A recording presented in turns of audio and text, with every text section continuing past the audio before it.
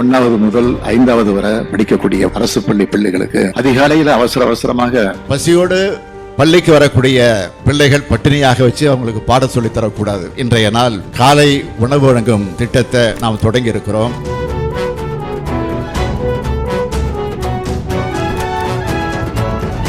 தினமும் திங்கள் முதல் வெள்ளி வரை தினமும் 17 லட்சம் குழந்தைங்க இந்த திட்டத்தின் மூலம் பயன்பெறாங்க. இந்தியாவிலேயே முதல் முறையா தமிழ்நாட்டில தான் இந்த திட்டத்தை நம்ம ஆரம்பிச்சோம். இந்த திட்டத்தை இப்போ கர்நாடகா, தெலுங்கானா மாநிலங்கள்ல இதை விரிவுபடுத்தி இருக்கிறாங்க. இதுக்கு பேர் தான் திராவிட மாடல் அரசு. காலை உணவு திட்டம் நம்ம இந்தியாவுக்கு தான் முன்னோடி நினைச்சோம். நம்ம கனடா நாட்டை சார்ந்த அதிபர் அங்க இந்த திட்டத்தை அவர் கொண்டு வந்திருக்காரு. ஆக ஒட்டுமொத்தமாக உலகத்திற்கே இந்த திராவிட மாடல் அரசு ஒரு வழிகாட்டியாக இருக்குது என்று நாங்கள் பெருமையோடு சொல்றோம். அந்த பெருமையோடு தான் இன்றைக்கு நாங்கள் செல்கின்ற இடமெல்லாம் சென்று கொண்டிருக்கின்றோம்.